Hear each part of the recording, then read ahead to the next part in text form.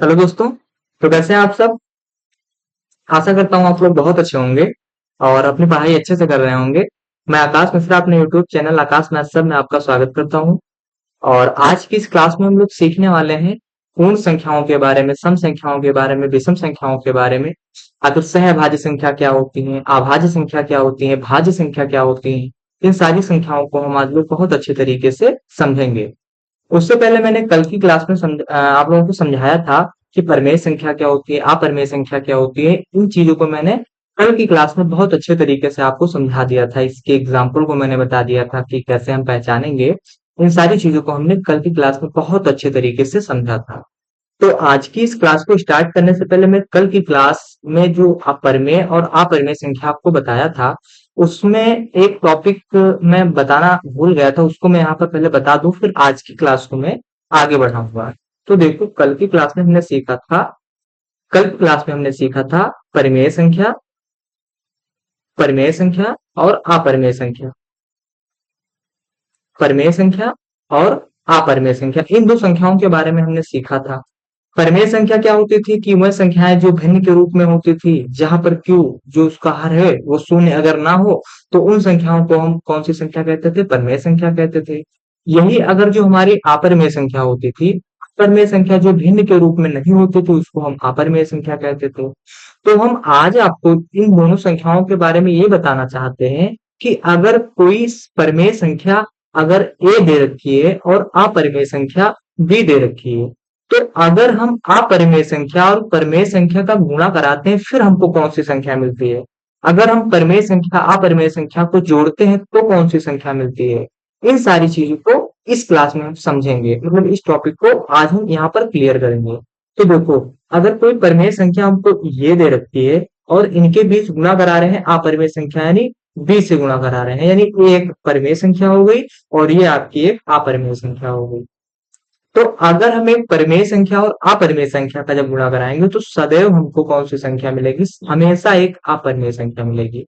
इस चीज को आप हमेशा ध्यान रखिए कि अगर हम परिमेय संख्या का अपरिमेय संख्या के साथ गुणा कराते हैं, तो हमको एक अपरिमेय संख्या मिलेगी। जैसे जैसे आपको इस तरह तो समझ में आया नहीं होगा, तो मैं एक एग्जाम्पल लेकर आपको बहुत अच्छे तरीके से समझाता हूँ। तो देखो, अगर कोई परिमेय संख्या मान लिया जाए दो एक परिमेय संख्या है, और अपरिमेय संख्या मान लिया जाए अंडर रूट 3। अंडर रूट 3, तो जब हम 2 का अंडर रूट 3 के साथ गुणा कराएंगे, तो हमको कौन सी संख्या मिलेगी? हमको 2 अंडर रूट 3 मिलेगी। तो 2 अंडर रूट 3 एक कौन सी संख्या है? ये हमारी एक परिमेय संख्या। समझ में आया? ये हमारी एक अपरिमेय संख्या है। तो इस चीज को आप हमेशा ध्यान में रखिए कि अगर हम किसी अपरिमेय संख्या की गुणा परिमेय संख्या के साथ कराते हैं, तो हमको सदैव कौन सी संख्या मिलेगी? एक अपरिमेय संख्या मिलेगी। दूसरी चीज समझ लें कि अगर हम परिमेय संख्या परिमेय संख्या प्लस अपरिमेय संख्या करते हैं, मतलब परिमेय संख्या में अगर हम अपरिमेय संख्या को जोड़ेंगे, तब हमको कौन सी संख्या मिलेगी? तो देखो, अगर परिमेय संख्या मान लिया जाए, कोई परिमेय संख्या 2 हो गई आपकी और अपरिमेय संख्या √3 हो गई, तब भी आप ध्यान रखिए कि अगर हम परिमेय संख्या को अपरिमेय संख्या में जोड़ेंगे, फिर भी हमको कौन सी संख्या मिलेगी? एक अपरिमेय संख्या मिलेगी। समझ में आया? अगर हम गुणा करते हैं तो भी परिमेय अपरिमेय संख्या मिलेगी, और अगर हम जोड़ते हैं तब भी हमको अपरिमेय संख्या मिलेगी। तो इतनी चीजें समझ गए आप लोग? तो आशा करता हूँ आप परिमेय संख्या अपरिमेय संख्या को जब हम गुणा कराते हैं तब क्या मिलता है, जोड़ते हैं तब क्या मिलता है, इतनी चीजें आप समझ गए होंगे। तो अब हम आज की क्लास बढ़ाते हैं और आज की क्लास में जो सीखने वाले हैं, उन चीजों को बहुत अच्छे तरीके से सीखते हैं। तो देखो, आज की इस क्लास में हम लोग सीखने वाले हैं होल नंबर के बारे में। होल नंबर मतलब पूर्ण संख्या के बारे में। कौन सी संख्या? पूर्ण संख्या के बारे में। तो देखो, पूर्ण संख्या क्या होती है? तो पूर्ण संख्याएं वह संख्याएं होती हैं जो संख्याएं शून्य से शुरुआत होती हैं। जिन संख्याओं की शुरुआत शून्य से होती है, उन सारी संख्याओं को हम लोग कौन सी संख्या कहते हैं? होल नंबर कहते हैं, यानी पूर्ण संख्या कहते हैं। अब कैसे? जैसे देखो, पहले मैं इसका डिफिनेशन आपको, जैसे मैं पिछली क्लास में सारी चीजों को डिफिनेशन साथ में लिखते चले आ रहा हूँ, उसी प्रकार मैं इसका भी डिफिनेशन लिख दे रहा हूँ। देखो, वह संख्याएं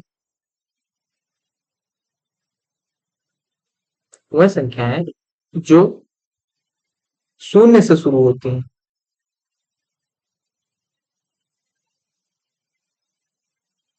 जो शून्य से शुरू होती हैं, उन्हें हम कौन सी संख्या कहते हैं? पूर्ण संख्या कहते हैं। दो बच्चे इसको हाँ, उनको हम सॉरी उनको हम पूर्ण संख्या कहते हैं। उनको हम पूर्ण संख्या कहते हैं।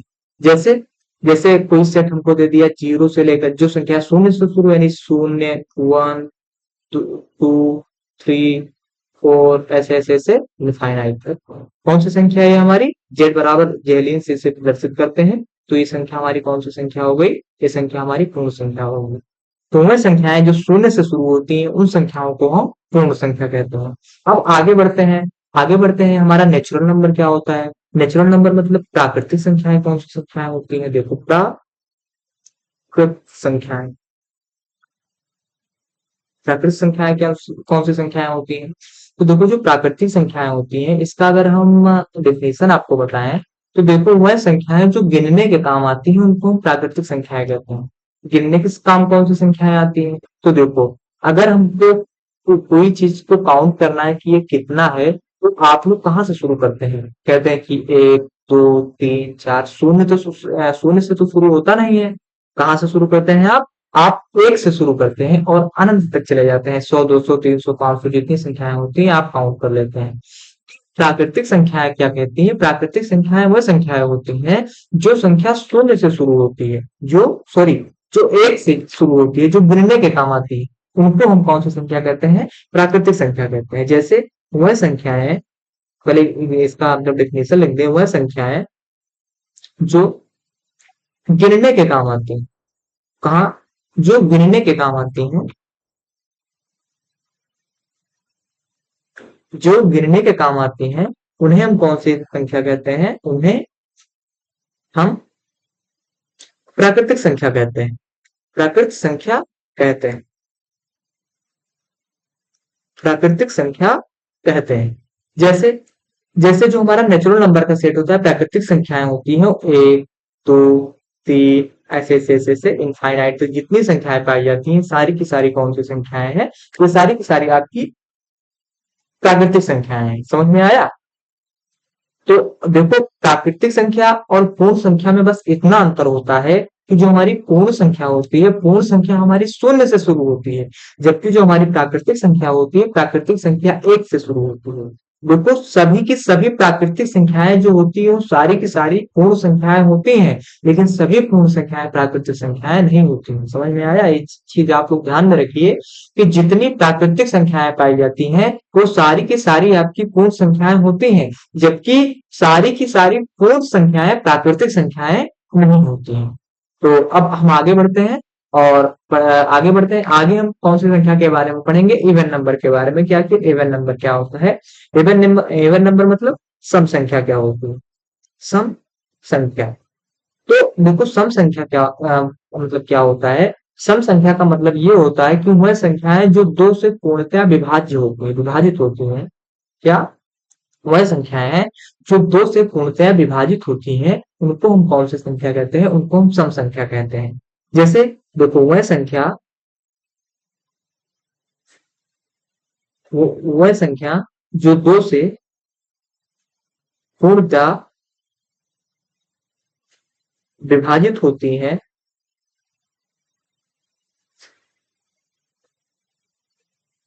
उसे उसे हम पूर्ण संख्या कहते हैं। उसे हम पूर्ण संख्या कहते हैं। समझ में आया? वह संख्याएं जो दो से पूर्णतः विभाजित होती हैं उसको हम सॉरी पूर्ण संख्या नहीं, सम संख्याएं कहते हैं। वो गलती से लिख गया। उसको हम सम संख्या कहते हैं। वो गलती से लिख गया था।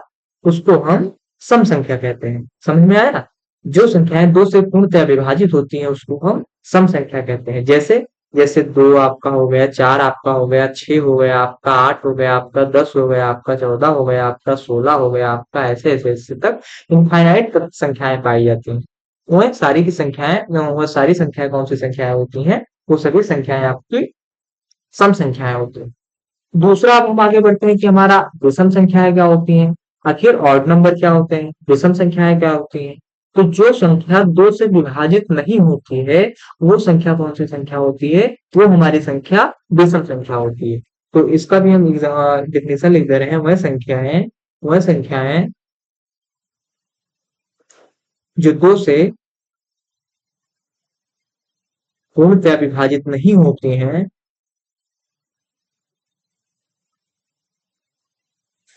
पूर्णतः विभाजित नहीं होती हैं, उसे हम विषम संख्या कहते हैं।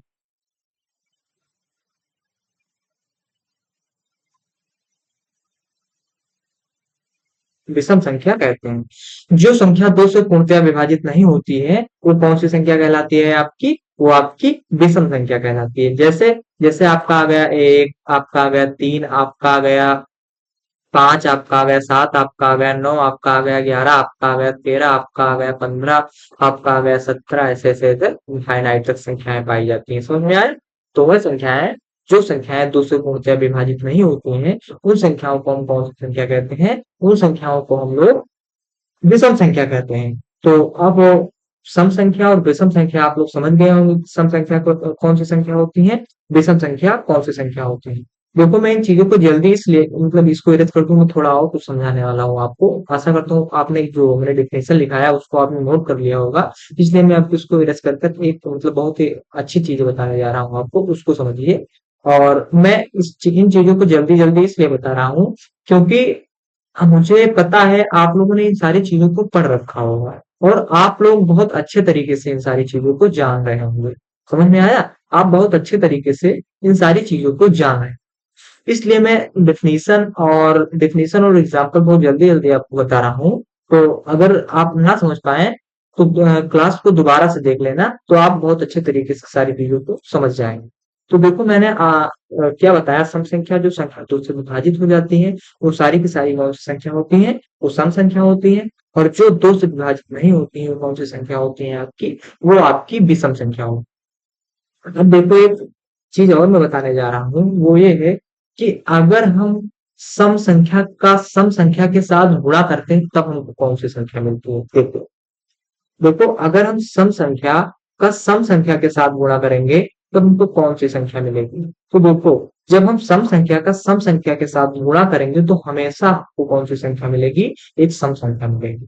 जैसे एग्जाम्पल, जैसे अगर मान लिया जाए 2 का गुणा 2 एक सम संख्या है, 4 भी एक सम संख्या है। तो जब 2 का गुणा 4 के साथ करेंगे तो कौन सी संख्या मिली? एक सम संख्या मिली। अब 8 2 से विभाजित नहीं है, विभाजित है, तो ये कौन सी संख्या है? सम संख्या है। तो पहली चीज हमने क्या समझी कि अगर हम सम संख्या का गुणा सम संख्या के साथ करेंगे तो हमको सम संख्या ही प्राप्त होगा। समझ में आया? दूसरी चीज हम करेंगे कि अगर हम सम संख्या का गुणा किसी विषम संख्या के साथ करेंगे, समझ रहे हैं आप लोग? अगर हम किसी सम संख्या का गुणा किसी विषम संख्या के साथ करेंगे तब कौन सी संख्या मिलेगी? तो सम संख्या माना हमने कौन सी संख्या? 2। और विषम संख्या क्या ले लिया हमने? क्या लिया? 3 ले लिया। तो 2 पे 6। अब देखो 6 2 से विभाजित है कि नहीं है? तो 6 2 से विभाजित है। तो हम लोग क्या कहेंगे कि अगर हम सम संख्या का गुणा विषम संख्या के साथ करेंगे तो हमको कौन सी संख्या मिलेगी? एक सम संख्या मिलेगी। समझ में आया? कौन सी संख्या मिलेगी? एक सम संख्या मिलेगी। तीसरा चीज आप लोग देख लो कि अगर हम किसी विषम संख्या का गुणा विषम संख्या के साथ करेंगे, समझो आप लोग, अगर हम किसी विषम संख्या का गुणा विषम संख्या के साथ करेंगे तब क्या मिलेगा? तो देखो जब हम किसी विषम संख्या मान लिया जाए 3 और विषम संख्या एक और ले लें 7 ले लें, तो कितना हो रहा है? 21 हो रहा है। अब 21 2 से विभाजित है? नहीं विभाजित है। तो हम कौन सी संख्या कह देंगे? क्या एक विषम संख्या मिलेगी। कौन सी संख्या मिलेगी आपको? विषम संख्या मिलेगी। तो इन 3 चीजों को आप समझे होंगे कि सम का अगर सम के साथ गुणा करेंगे तो हमको एक सम संख्या मिलेगी। सम का अगर हम किसी विषम के साथ गुणा करेंगे तो हमको एक सम संख्या मिलेगी। अगर हम विषम का विषम के साथ गुणा करेंगे तो हमको कौन सी संख्या मिलेगी? एक विषम संख्या मिलेगी। तो इतनी चीजें आप लोग समझ गए होंगे। देखो अब दूसरी चीज आपको और समझ लो कि अगर हम किसी सम संख्या का सम संख्या का मतलब कोई सम संख्या है, किसी सम संख्या के साथ उसको जोड़ते हैं तब क्या मिलेगा? तो देखो अगर हम सम संख्या है, अगर कोई सम संख्या है सम संख्या में अगर हम सम संख्या को जोड़ते हैं तब कौन सी संख्या मिलेगी? तो देखो, अगर सम संख्या का सम संख्या में अगर हम एडिशन करते हैं, जोड़ते हैं, तो हमको हमेशा कौन सी संख्या मिलेगी? एक सम संख्या मिलेगी। कैसे? जैसे मान लिया जाए सम संख्या एक 10 एक सम संख्या है और 12 भी एक सम संख्या है, तो जब 10 और 12 को हम जोड़ेंगे तो हमको कौन सी संख्या मिल जाएगी? 22 मिल जाएगी। और 22 2 से विभाज्य, तो हम कह सकते हैं कि अगर सम संख्या का सम संख्या के साथ अगर हम जोड़ दें तो कौन सी संख्या मिलेगी? एक सम संख्या मिलेगी। दूसरी चीज अगर हम किसी सम संख्या को विषम संख्या के साथ जोड़ेंगे तब आपको क्या मिलेगा? तो देखो, कोई सम संख्या हमने ले लिया 8, 8 एक सम संख्या है क्योंकि 2 से विभाजित है, और 5 एक विषम संख्या है, तब हमको क्या मिलेगा? तो देखो, अगर हम 8 5 13 यानी 8 और 5 को जोड़ेंगे तो हमको मिलेगा 13, और 13 2 से विभाजित नहीं है, तो हम क्या कहेंगे कि यह एक विषम संख्या देगा। तो समझ में आया होगा कि अगर हम सम संख्या को विषम संख्या के साथ जोड़ेंगे तो हमको कौन सी संख्या मिलेगी? एक विषम संख्या मिलेगी। तीसरी चीज आप लोग समझ ले, तीसरी चीज अगर हम विषम संख्या को विषम संख्या के साथ जोड़ते हैं, विषम संख्या को एक विषम संख्या के साथ जोड़ते हैं, तब कौन सी संख्या मिलेगी? तब अगर हम विषम संख्या को विषम संख्या के साथ जब जोड़ेंगे तो हमको हमेशा कौन सी संख्या मिलेगी? एक सम संख्या मिलेगी। कैसे? जैसे विषम संख्या हमने मान लिया 3 और विषम संख्या एक और मान लिया हमने 5, तो 5 और 3 को जब हम जोड़ देते हैं तो कौन सी संख्या मिल जाती है आपको? 8 मिल जाती है। तो 8 2 से पूर्ण रूप से विभाजित है, तो हम क्या कह देंगे कि जो हमारी ये संख्या है, ये हमारी संख्या एक विषम संख्या है। समझ में आया? तो आशा करता हूँ जितनी चीजें मैं आपको बताया हूँ, इतने मतलब सम संख्या का अगर सम संख्या के साथ जुड़ा होगा तो क्या होगा, सम का विषम के साथ होगा तो क्या होगा, विषम का विषम के साथ होगा तो क्या होगा, सम सम सम प्लस विषम, विषम प्लस विषम, इन सारी चीजों को मैंने बता दिया है और आप लोग बहुत अच्छे तरीके से इन सारी चीजों को समझ गए होंगे। अब देखो, हम आज की मतलब और आगे बढ़ते हैं और चीजों को बहुत अच्छे तरीके से समझते हैं, और इतनी चीजें आप लोग समझ गए होंगे। फिर आगे आता है हमारा प्राइम नंबर। कि आखिर प्राइम नंबर क्या होता है? तो देखो, जो हमारा प्राइम नंबर होता है, प्राइम नंबर यानी प्राइम नंबर की जो हिंदी होती है, इसको हम कहते हैं अभाज्य संख्या है। अभाज्य संख्या है कि आखिर अभाज्य संख्याएं कौन सी होती है? दो मिनट, आखिर अभाज्य संख्याएं कौन सी होती हैं? तो देखो, अभाज्य संख्या जो हमारी होती है, अभाज्य संख्या का मतलब होता है कि वह संख्याएं जो संख्या केवल स्वयं से विभाजित हो, किसी और दूसरी संख्या से विभाजित ना हो, उनको हम कौन सी संख्या कहते हैं? उनको हम अभाज्य संख्या कहते हैं। समझ में आया? जो संख्या केवल स्वयं से विभाजित होती है, किसी दूसरी और संख्या से विभाजित नहीं होती है, उस संख्या को हम लोग अभाज्य संख्या कहते हैं।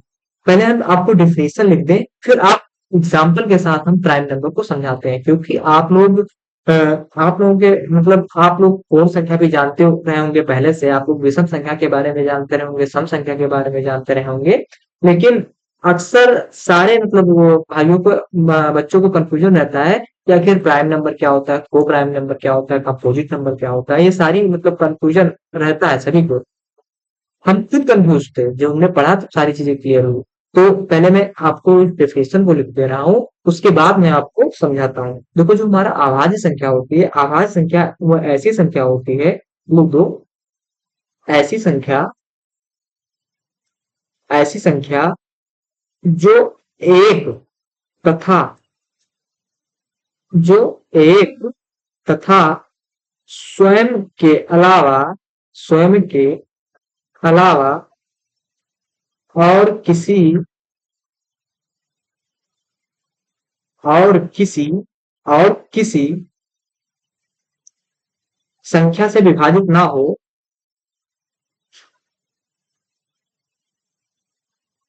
और किसी संख्या से विभाजित ना हो, उसे हम अभाज्य संख्या कहते हैं।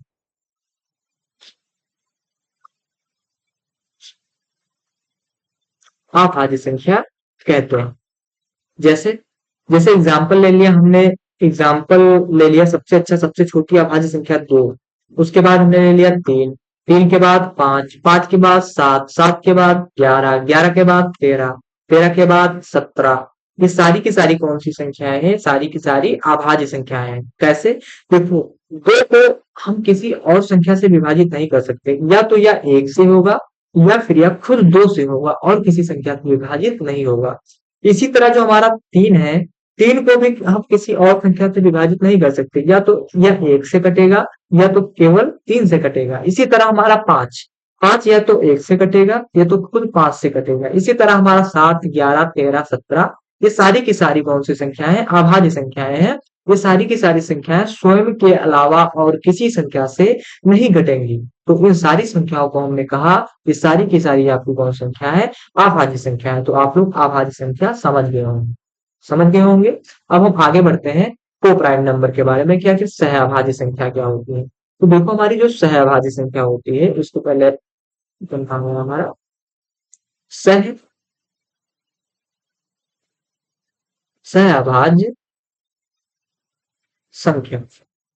सहअभाज्य संख्या देखो इसका पहले हम डिफिनेशन लिखते हैं फिर आपको समझाएं। तो दो या दो से दो या दो से अधिक दो या दो से अधिक वह प्राकृतिक संख्याएं दो या दो से अधिक वह प्राकृतिक संख्याएं जिसमें जिसमें एक के अतिरिक्त एक के अतिरिक्त एक के अतिरिक्त कोई एक के अतिरिक्त कोई भी उभयनिष्ठ एक के अतिरिक्त कोई भी उभयनिष्ठ गुणनखंड उभयनिष्ठ गुणनखंड एक के अतिरिक्त कोई और उभयनिष्ठ गुणनखंड ना हो उसे हम को प्राइम नंबर कहते हैं, यानी सहअभाज्य संख्या कहते हैं।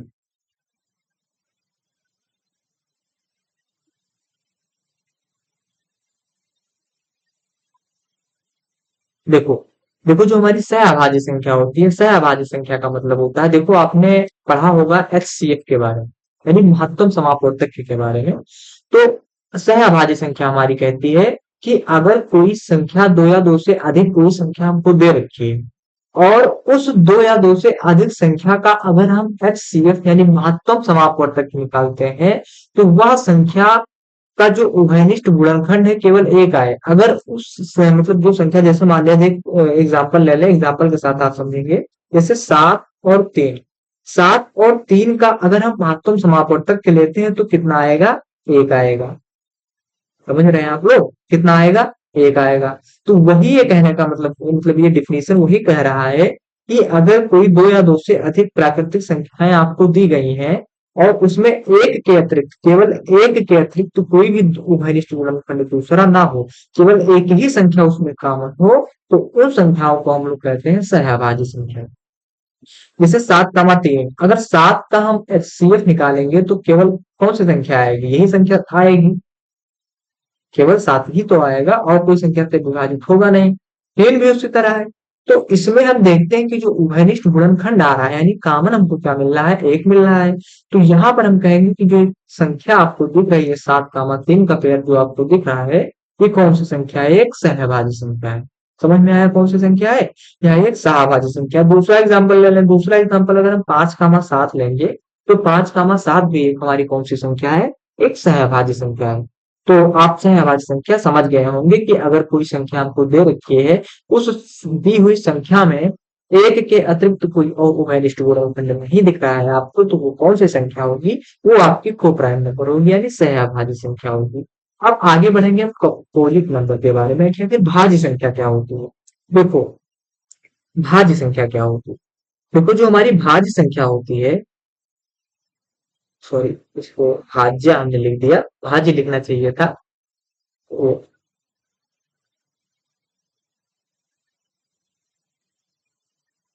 भाज्य संख्या कौन सी संख्या? भाज्य संख्या। देखो जो हमारी भाज्य संख्या होती है ऐसी संख्या जिसका दो या दो से अधिक गुणनखंड प्राप्त हो उसको हम भाज्य संख्या कहते हैं।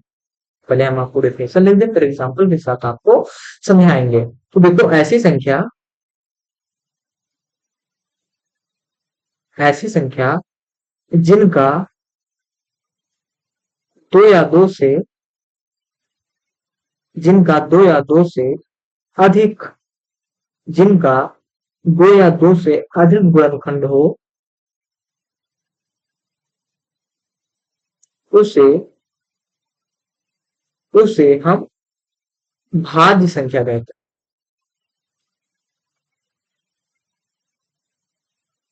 उसे हम भाज्य संख्या कहते हैं।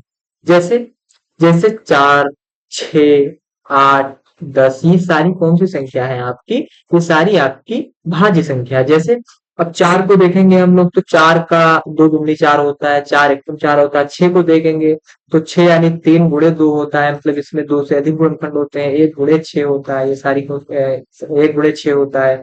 अगर हम 3 गुणे 2 करेंगे, 2 गुणे 3 करेंगे, तब भी 6 आएगा। मतलब 2 या 2 से अधिक गुणनखंड इसके हमको मिल रहे हैं। तो ये सारी कौन सी संख्या आपकी हो गई? भाज्य संख्या हो गई। देखो, भाज्य और अभाज्य संख्या में बस इतना सा अंतर होता है कि जो हमारी भाज्य संख्या होती है, भाज्य संख्या में 2 या 2 से अधिक गुणनखंड आपको मिलेंगे। लेकिन जो हमारी अभाज्य संख्या होती है, अभाज्य संख्या में केवल एक के अतिरिक्त कोई और गुणनखंड आपको देखने को नहीं मिलेगा। तो वो कौन सी संख्या आपकी होगी? वो अभाज्य संख्या आपकी हो गई। तो आशा करता हूँ आपको जितनी संख्याएं आपको पाई जाती हैं, उन सारी संख्याओं को मैंने बता दिया आपको कि आखिर हमारा जो संख्या पद्धति होती है, संख्या पद्धति कितने प्रकार की होती है। वास्तविक संख्या के बारे में हमने बताया आपको, पूर्णांक के बारे में हमने आपको बताया, दशमलव संख्या के बारे में हमने आपको बताया। इत्यादि जितनी संख्याएं पाई गई, उन सारी संख्याओं को हमने आपको 3 क्लासेस में बता दिया। और कल की क्लास में हम लोग एक संख्या पद्धति का एक बहुत ही बेहतरीन टॉपिक समझेंगे, जिसका नाम है इकाई का अंक याद करना। यूनिट डिजिट को कैसे डिफाइन करेंगे, कैसे फाइंड करेंगे यूनिट डिजिट को। जैसे अगर मान लिया जाए 756 आपको लिखा हुआ है, 756 की पावर 545 लिखा हुआ है, इसमें अगर हम इसका गुणा कराएंगे तो इकाई का अंक क्या होगा। ऐसे क्वेश्चनों को हम कल की क्लास में बहुत अच्छे तरीके से समझेंगे। इसके बेसिक चीजों को समझेंगे कि यूनिट डिजिट क्या होती है, कौन कौन सी होती है यूनिट डिजिट, कैसे हम याद करेंगे। इन सारी चीजों को हम लोग कल की क्लास में सीखेंगे। आज तक की क्लास में जितनी प्रकार की संख्याएं पाई जाती थी, उन सारी संख्याओं को हमने आपको बता दिया। और कल एक बेहतरीन सी क्लास में आपसे मिलते हैं। तो आप सभी लोग इस चैनल को सब्सक्राइब कीजिए और ज्यादा से ज्यादा शेयर कीजिए, लाइक एंड कमेंट कीजिए। तो अब क्लास को हम बंद करते हैं। बहुत बहुत धन्यवाद।